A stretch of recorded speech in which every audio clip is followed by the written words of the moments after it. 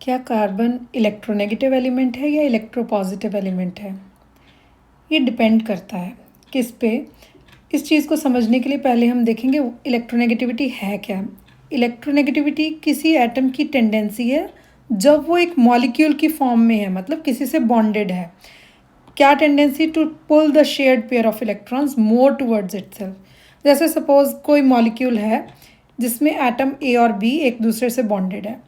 Now suppose करो B की जो पावर है या टेंडेंसी है इस शेयर्ड पेयर को अपनी तरफ अट्रैक्ट करने की, वो ज़्यादा है, तो हम कहेंगे B is more electronegative than ए।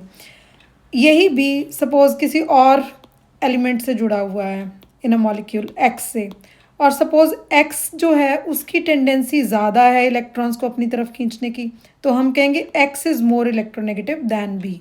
तो ये डिपेंड करता है कि एटम किससे कनेक्टेड है, राइट।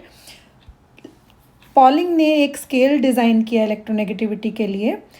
एक रेफरेंस इसमें उन्होंने फ्लोरीन को लिया जो कि सबसे ज़्यादा इलेक्ट्रोनेगेटिव एलिमेंट है पूरे पीरियोडिक टेबल में, और उसको एक वैल्यू दे दी 4.0। अब इसके विद रिस्पेक्ट टू बाकी सारे एलिमेंट्स की इलेक्ट्रोनेगेटिविटी को कैलकुलेट किया और उसका एक स्केल बनाया। पीरियोडिक टेबल में इलेक्ट्रोनेगेटिविटी इंक्रीज़ करती है जब हम लेफ़्ट से राइट की तरफ जाते हैं, और डिक्रीज़ करती है जब हम ऊपर से नीचे टॉप टू बॉटम जाते हैं। इसी ट्रेंड को फॉलो करते हुए फ्लोरीन सबसे इलेक्ट्रोनेगेटिव है, फ्रेंशियम सबसे कम इलेक्ट्रोनेगेटिव या सबसे ज़्यादा इलेक्ट्रोपॉजिटिव है। इसकी इलेक्ट्रोनेगेटिविटी की वैल्यू 0.7 है। अब वापस आए उसी सवाल पे जहाँ से शुरू हुए थे कि कार्बन इलेक्ट्रोनेगेटिव है कि इलेक्ट्रोपॉजिटिव है। अब एल्काइल हेलाइड्स में कार्बन हैलोजन से कनेक्टेड है, और हैलोजन की अगर आप इलेक्ट्रोनेगेटिविटी की वैल्यू देखें, हैलोजन्स की वैल्यूज़ कार्बन से ज़्यादा है, मतलब हैलोजन की tendency to attract the shared pair is more, ज़्यादा है वो, इसीलिए हैलोजन क्या डेवलप कर लेता है? Partial negative charge, carbon partial positive charge. तो हम यहाँ कहेंगे कि हैलोजन जो है वो ज़्यादा इलेक्ट्रोनेगेटिव है कार्बन से।